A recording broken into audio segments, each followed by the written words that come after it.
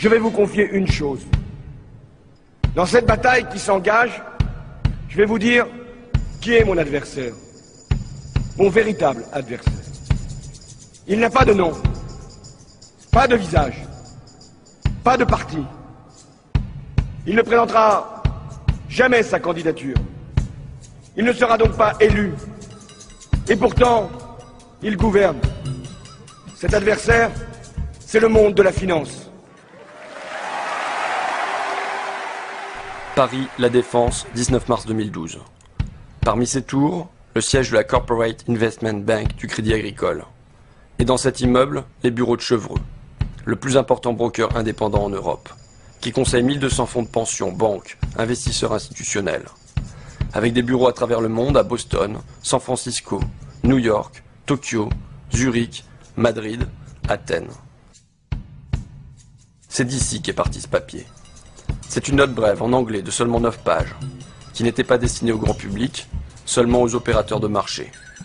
Mais quand on est tombé sur ce document, on a eu l'impression de découvrir le plan de bataille des financiers. Car eux préparent déjà la préélection. Et ils comptent bien en tirer une victoire, quel que soit le vainqueur, la fin du CDI. On a donc contacté l'auteur de ce texte, Nicolas Doisy, le chief économiste de Chevreux. Il a accepté de nous recevoir.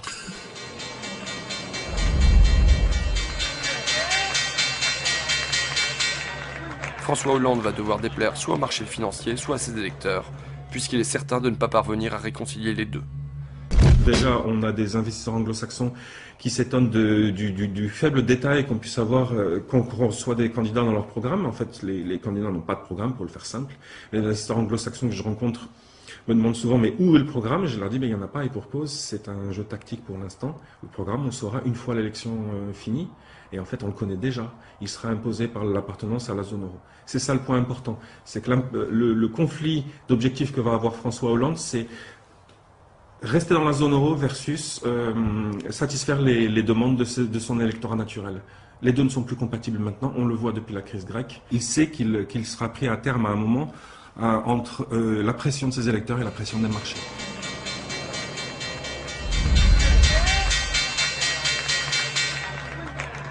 C'est regrettable pour François Hollande, mais la nécessité d'une libéralisation du marché du travail est le résultat direct d'une appartenance de la France à la zone euro. Aussi ne peut-on avoir l'une sans avoir l'autre. Vous dites non seulement François Hollande ne va pas tenir ses promesses électorales, mais en plus, c'est lui qui va devoir flexibiliser le marché du travail. C'est lui qui doit remettre en cause ce que vous appelez the famous CDI, le fameux CDI, contrat à durée indéterminée. Qui que soit le prochain président de la République française, c'est un travail qu'il va devoir faire, parce que tout simplement la pression des pairs dans la zone euro, la pression des pairs, c'est-à-dire de l'Italie, de l'Allemagne, de tous les autres pays. Quand vous regardez bien, l'Allemagne, au milieu des années 2000, a fait ce genre de réformes. L'Italie et l'Espagne sont obligés de les faire aujourd'hui, la Grèce aussi. Au nom de quoi la France pourrait-elle s'en dispenser? Ça revient finalement à réduire substantiellement un certain nombre de garanties dont ont bénéficié jusqu'à présent les titulaires de CDI notamment, et donc à imposer plus de flexibilité aussi sur les travailleurs, les travailleurs français. Alors, juste une question qui me vient comme ça. Vous êtes en CDI ou vous n'êtes pas en CDI, monsieur Doisy? Je suis en CDI, bien évidemment. Voilà.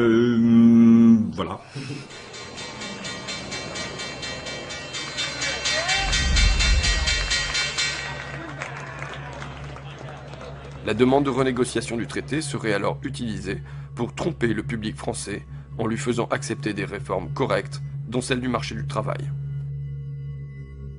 François Hollande dit « Je vais demander la renégociation du dernier traité européen ».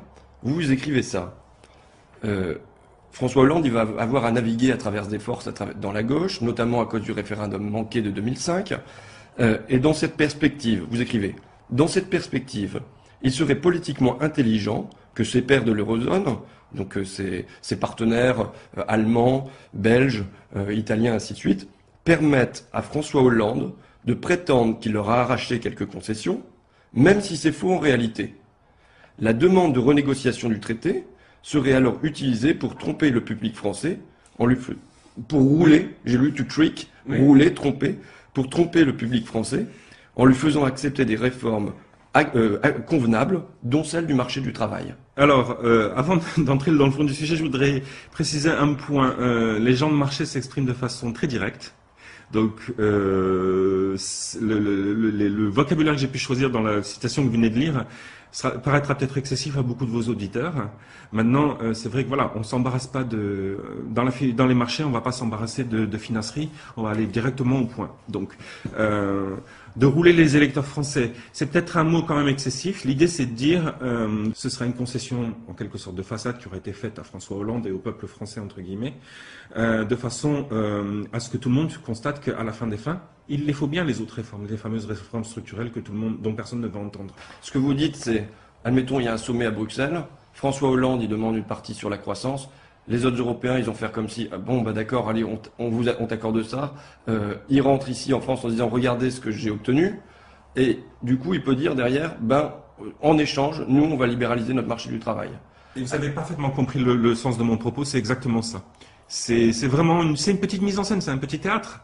Alors, il faut pas avoir l'impression que je fais de la théorie du complot là et qu'on manipule tout le monde. Le script est un peu écrit. Si on est malin, on s'écartera pas trop du script. Et de cette façon-là, on arrive peut-être à faire passer la pilule de façon un peu plus simple que ça n'avait été le cas au début des années 80. On s'évitera peut-être finalement d'être un peu ridiculisé comme on l'avait été à l'époque.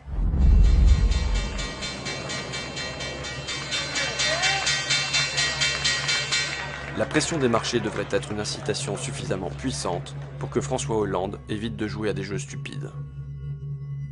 Maintenant, il y a un danger qui se présente, c'est la semaine qui vient de s'écouler, en particulier le week-end qui vient de s'écouler. On voit que Mélenchon est vraiment en phase ascendante. On a bien entendu ce week-end François Hollande qui dit « Oui, croyez-moi, ça va être du sérieux ma renégociation du traité ». Et bien sûr, il est bien obligé parce que avant de gagner le deuxième tour, ceux qui ont connu 2002 savent qu'il faut gagner le premier. Et quand on voit la montée en puissance de Mélenchon, ce qu'on se dit tout simplement, c'est que à partir de maintenant, il va bien falloir que Hollande commence à donner quelques gages à sa gauche. Et c'est là que ça va devenir un peu plus compliqué pour lui, parce que les marchés vont commencer à comprendre, vont commencer à le sentir. C'est ça que je veux dire, c'est que le marché ne laissera pas passer de toute façon.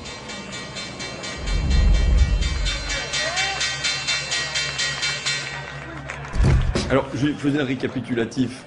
Je disais, cas numéro 1, François Hollande est conciliant et il revient de lui-même sur ses maigres promesses de campagne. Il libère le marché du travail. Il en finit avec le CDI tel qu'on le connaît.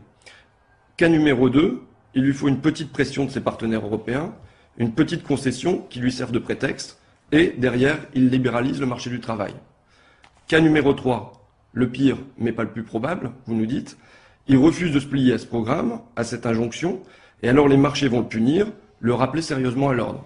C'est bien ça? Oui. Donc là, jusque-là, dans les trois cas, c'est toujours les marchés. Quand vous dites soit les électeurs, soit les marchés seront déçus, dans les trois cas, c'est toujours les électeurs qui seront déçus et les marchés qui gagnent.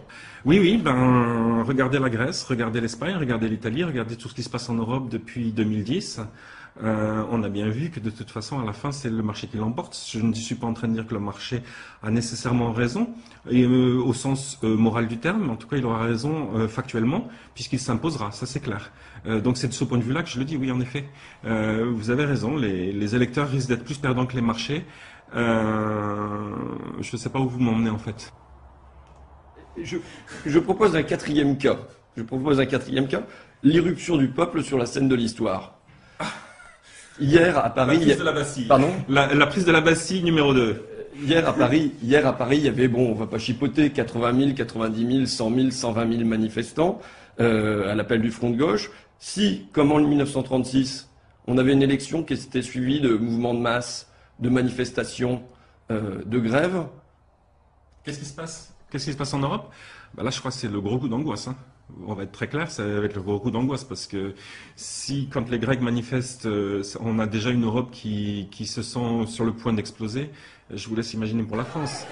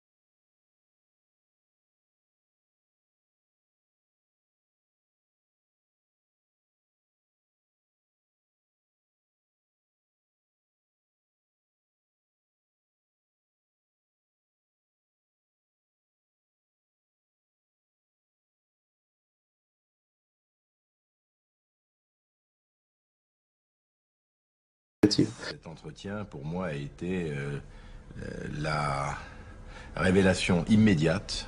Ce jeune trentenaire avait pas seulement des capacités intellectuelles littéralement extraordinaires. Je lui ai dit, écoute, ne cherche pas plus loin, considère que tu es fait associé dans cette maison. Ça, on apprend vraiment l'art de la négociation.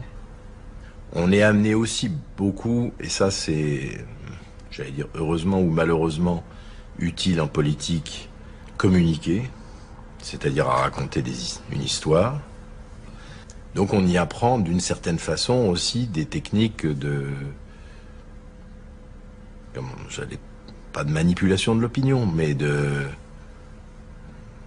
un petit peu.